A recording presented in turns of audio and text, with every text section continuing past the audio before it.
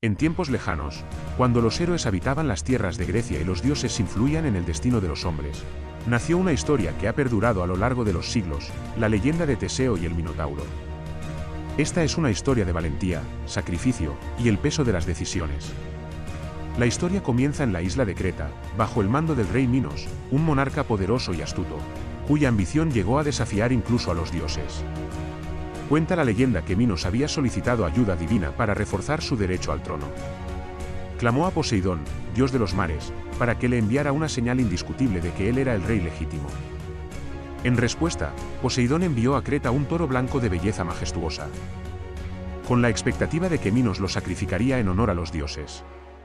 Sin embargo, cegado por la ambición y el deseo de conservar tan magnífico animal, Minos desafió la voluntad divina y decidió conservar al toro para sí. Los dioses, conocidos por ser implacables cuando se les ofendía, tomaron represalias. Poseidón maldijo a Pasífae, esposa de Minos, quien fue consumida por un deseo incontrolable hacia el toro. Con ayuda de Dédalo, un arquitecto e inventor de gran ingenio, Pasífae logró satisfacer el mandato de los dioses y, tiempo después, dio a luz a una criatura monstruosa, mitad hombre y mitad toro, el Minotauro. La bestia, con la ferocidad de un toro y la astucia de un humano, era incapaz de ser domesticada, y pronto se convirtió en un problema para todos en Creta. Para contener al Minotauro, Minos ordenó a Dédalo construir una prisión, un laberinto tan enredado y confuso que nadie que entrara pudiera salir jamás. Así, el Minotauro fue encerrado en el laberinto y alimentado periódicamente con un tributo humano. La razón de este tributo era el castigo impuesto a Atenas tras una disputa mortal entre Minos y los atenienses. En venganza, Minos impuso la obligación de que cada año, los jóvenes más prometedores de Atenas fueran enviados a Creta para ser sacrificados al Minotauro. Durante años, los atenienses sufrieron la pérdida de sus jóvenes, y este tributo oscuro atormentaba el ánimo del pueblo. En ese contexto de desesperanza, surgió el héroe Teseo, príncipe de Atenas, conocido por su coraje y determinación. Al ver la tristeza en su gente, Teseo decidió que ya era suficiente.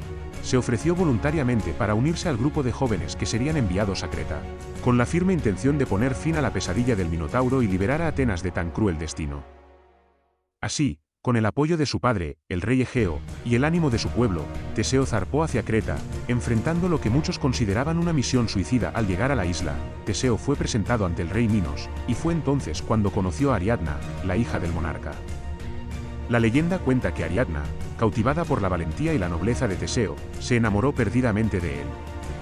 En un acto de amor y desobediencia hacia su propio padre, decidió ayudar al héroe. La astuta Ariadna ideó un plan para que Teseo pudiera encontrar la salida del laberinto después de enfrentarse al Minotauro. Le entregó un ovillo de hilo y le explicó que, mientras avanzara en el laberinto, debía ir desenrollando el hilo para poder seguirlo de regreso y encontrar la salida.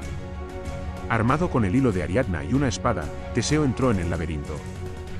Este lugar era oscuro y lleno de pasadizos interminables, y el silencio absoluto solo se rompía por sus propios pasos, creando una atmósfera de tensión y misterio. Con cada paso, Teseo desenrollaba el hilo y se adentraba más en la oscura maraña de corredores, hasta que, finalmente, llegó a un área amplia donde se encontraba la bestia. El Minotauro era imponente, con un cuerpo musculoso, cuernos afilados y ojos que destilaban ira y desesperación.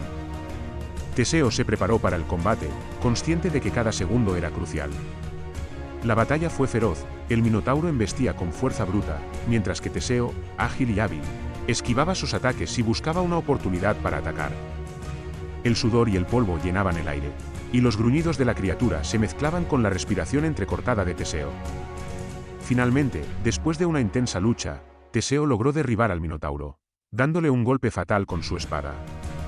Con un último rugido, la bestia cayó, y el laberinto quedó en silencio, exhausto pero victorioso. Teseo comenzó a seguir el hilo de regreso. Sus manos, aún temblorosas por el combate, recogían el hilo mientras sus pensamientos estaban con Ariadna y los jóvenes que lo esperaban afuera.